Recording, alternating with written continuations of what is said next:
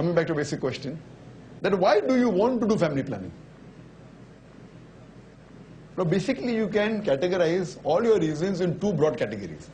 One maybe is because we are poor, we may not be able to look after many children. And the second reason may be, no, I want to have spacing between my children, I want to make them doctors and engineers. So, ek ke baad abhi nahi, do ke baad kabhi nahi. I'll have some spacing, 5 years gap, 3 years gap. So basically whatever reasons you have can be categorized into two broad categories. One is because you're poor, and secondly you may be rich, but you want to make them doctors and engineers. Now as far as the first reason is concerned, if you're poor, Qur'an has a solution for that. If a person is poor, the Qur'an has a solution of zakat. That every rich person who has a saving of more than the nisab level, more than 85 grams of gold, he should give or she should give 2.5% of their excess wealth in charity. If every rich human being gives zakat, poverty will eradicate from this world. No one would have hunger. So the question of family planning won't arise because you're poor. If you really fall below the poverty level, if you're fuqara, you can surely take zakat. And it's not harm to take zakat, that's your right. So coming to the next reason, that I want to make my son a doctor, I want to make an engineer. So if I have one child, I have to give a spacing of 2-3 years and then I can concentrate on the education, etc. It's a fallacy and a misconception that if you have less children, you can give them good quality education. If you see the list of Nobel Prize winners, it's not that they have only been the first child. They may have been second, third, they may be multiple children. So it's a fallacy. And those who have multiple children, you may realize that the fourth or fifth child also may be, intelligent. And coming to the question of family planning, if my parents were done family planning, I would have been in front of you today. Because I'm the fifth child of my parents. Fine, I'm a boon of being for society, you can judge that. I'm the fifth child of my parents. If my parents were done family planning, I would have been in front of you today. So what you realize that it is a misconception. And Allah subhanahu wa ta'ala has given a natural method of family planning. That's known as lactation amenorrhea.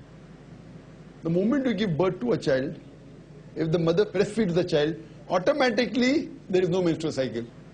Automatically there is a period of spacing. Allah subhanahu wa ta'ala does it.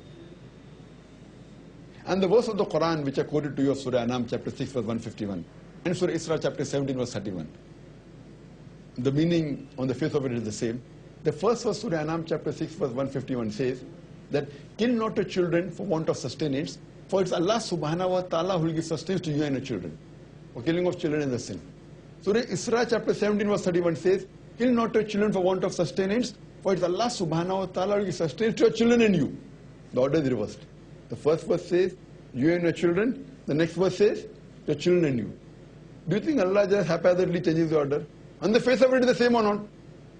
But when you do critical analysis, there's a world of a difference. The first verse refers to the poor people.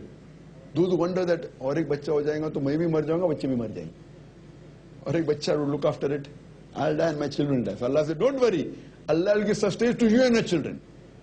The second verse refers to the rich parents. I'm very rich. I'm not bothered about money. But I can't take care of my children properly. If I have both children. Allah says, Allah will give sustenance to your children and you. Order is reversed. So critical analysis shows that Allah subhanahu wa ta'ala covers for both types of people, rich as well as the poor people. And there's one more third category which would be a different category. Some people say, I'm rich, I'm not bothered about money, and neither am bothered about making my child a doctor or an engineer. I want to enjoy life. So ये क्या झंझट बच्चे लोगों को पालना? I want to enjoy life. So therefore I don't want to have children. Third category, unique category. So I say, even for you, even for this third unique category, I say, marry fast, have children, they will sit on your business. So marry fast at the age of 20. By the time you reach 38, 37, your son has become 16, 17. By the time you're 40, you can retire early. Maybe 3-4 years it will be difficult to take care of the children when they're young. By the time you are 38, 39, 40, your son and your children are taking care of your business. They're looking after your business. You can retire instead of 60, 70 at the age of 40. If you have to enjoy life also, marry fast. Have children. They look after you. Without tension. Right or wrong? So even for third category, have children. Marry fast.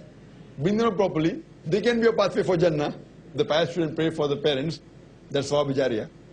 So not for this world also, even for Akhirah. There are certain communities who marry early, have children, and by the time they're 40, the child is taking care of the business. If you don't have a business, he will start working. He says, "Abba jaan, abhi aap aaram karo. Aapne bahut mujhe dekha hai. You are taking care of me, and I'll take care of you." So if you want to really enjoy life also, but naturally Islamic way, if you marry first, as the Prophet said that, "Oh young people, whoever has the means to get married should get married." The Prophet said, this is a hadith of Sahih Bukhari, Bab number 7, in the book of Nikah, chapter number 2, hadith number 3. So early marriage is better. And the last final thing the Qur'an says, in Surah Al-Imran, chapter 3, verse 54. They plan and plotted, Allah to plan. Allah is the best of planners. So if you want to plan your family yourself, the ball is in your court. But if you want to leave it to Allah, He's the best of planners. So I prefer those group of scholars who say that family planning should not be done. That is my opinion. So that is the reason the question of using a condom, family planning does not arise. But using a condom, if there is certain infection or there is a medical reason, it will not be outside. But if the doctor says that in certain cases, there are certain problems, like for example, oral pills are haram.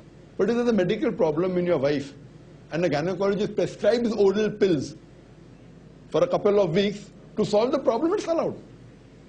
Like alcohol is haram, but if alcohol is the only drug that can save your life or cure your disease, it's allowed for the temporary period.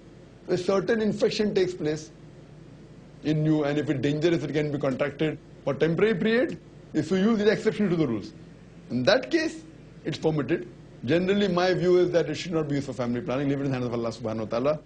He's the best to plan, unless your wife has some heart problem or multiple infection, etc. Hope that answers the question. Any other brothers? Yes, brother.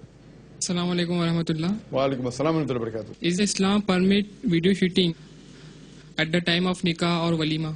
Brother asked the question, is video shooting allowed at the time of nikah?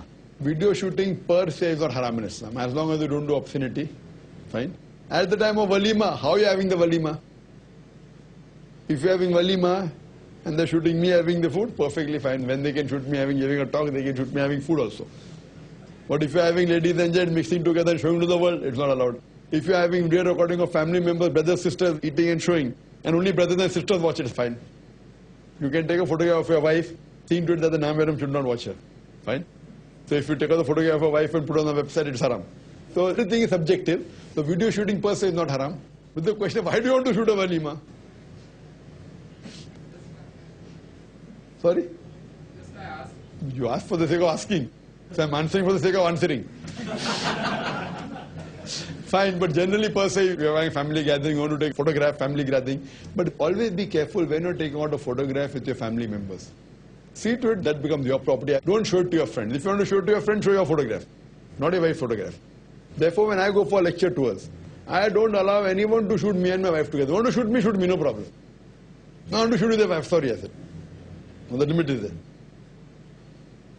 And even internally, if the wife of my friend wants to shoot my wife says no. We are good friends, but don't shoot me. You can remember me without looking at my photograph. When shooting is not haram, but photograph fine. I have taken a photograph of my wife, I've got it in my album, but that's for me to see. Fine? Hope that answers the question. Forever be true.